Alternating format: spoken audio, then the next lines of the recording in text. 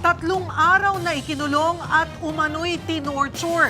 Ganyan daw ang sinapit ng isang driver mula sa mga celebrities na sina Michelle D., Rian Ramos at Samantha Panlilio. At ang punot dulo raw nito ang nawawalang angpaw na may pribadong larawan. Ayon sa kampo ng mga celebrity, katawa-tawa ang kwento, lalo na ang mga aligasyong tumalon mula sa 39th floor ng kondo pero nakasabit sa 25th floor. At live mula sa TV5 Media Center, nasa balitang yan, si Gio Robles. Gio, ano ang update?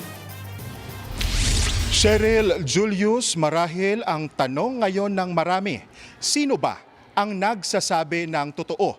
Yan ang gustong bigyang linaw ngayon ng NBI kaugnay sa magkakasalungat na salaysay nina alias Totoy at kampo nina Rian Ramos at Michelle D. na wala raw sa Metro Manila nang mangyari ang pananakit sa dating driver ng kaibigan.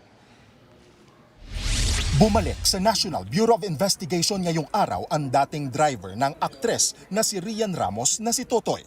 Sinumpaan niya ang kanyang salaysay laban sa aktres at mga kaibigan nitong beauty queens na sina Michelle D. at Samantha Panlilio. Inirereklamo ni Totoy ang tatlo ng torture at illegal detention. Dawit din sa reklamo ang 2 bodyguard at 2 pulis Makati. Kwento ni Totoy, ikinulong siya ng 3 araw sa condo unit ni Ramos sa Makati City mula noong January 17. Pinaparatangan daw kasi siya ng pagnanakaw ng ampaw na may mga pribadong larawan ni Ramos. Sinubukan daw tumakas ni Totoy.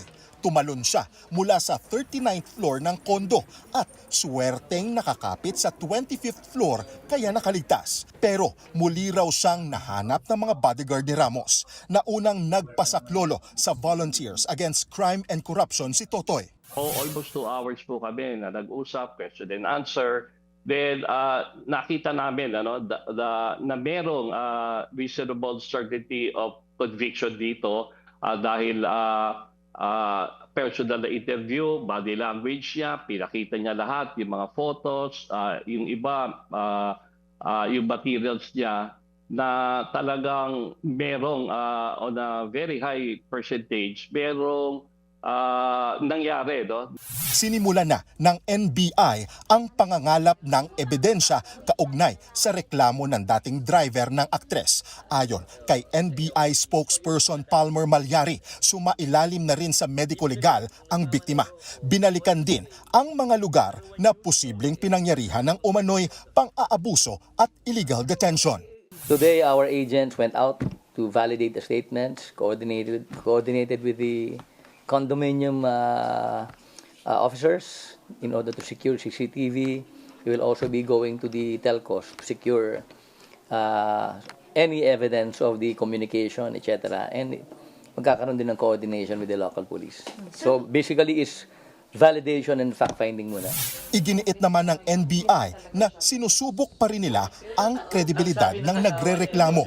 Sa amin naman kasi, because we are evidence-based, hindi naman nangangahulugan na kapag nagpunta sa atin ng complainant, pinapaniwalaan natin . Ito po ay standard regardless kung sino po ang magpa-file ng complaint o hindi at kung sino o popular man o hindi yung taong nirereklamo. So, it's a standard process that we do. We have to check the credibility and the truthfulness of the statements being offered by the victim or the complainants. And how do we do that? We have to take field works in order to verify. Mariin namang itinanggi ng kampo ng aktres at ng mga beauty queen ang akusasyon. Tanong pa ng kanilang legal counsel kung totoong umabot ng 3 araw ang sinasabing torture. Bakit tila hindi tugma sa mga pisikal na ebidensya o tinamong sugat, pasa at injuries ng dating driver ni Rian Ramos. As of the moment, nakita namin yung interview niya, tapos malinis yung katawan niya. And wala siyang medical certificate na mapapakita na meron siyang mga injuries. Kasi yung allegations niya is sinipa, sinuntok sa katawan. Pero nung tinaas niya yung t-shirt niya doon sa interview kagabi na napanood namin, malinis yung katawan niya. So hindi yun magmamatch doon sa allegations niya. Katawa-tawa at imposible rin daw ang kwento ng dating driver na tumalon siya sa bintana para makatakas. Parang incredible to be able to jump at the 39th floor, tapos bababa ka ng 25, tapos wala ka kahit anong injury. So, para sa akin, hindi siya credible na statement para would substantiate any case against our client. Wala rin daw si Michelle D. sa Metro Manila noong January 17 kung kailan umano nagsimula ang pagpapahirap kay Totoy. Pero records would show even plane tickets ni Michelle. Tapos there are also postings, mga pictures na nasa Iloilo si Michelle during that time, and she attended Miss Iloilo. Hinala nila paghihiganti ang motibo ng driver. Sinampahan daw kasi ito ng kasong qualified theft ng aktres at beauty queen. Balak naman nila magkontrademanda ngayon ng libel laban kay Totoy. Actually, mahal na mahal riyan yung driver na yun. So parang they're very disappointed but also surprised. But syempre, hindi natin maiiwasan na meron ding daramdaman silang paggalit or ano man. Kasi nga, this will be very damaging also to the reputation.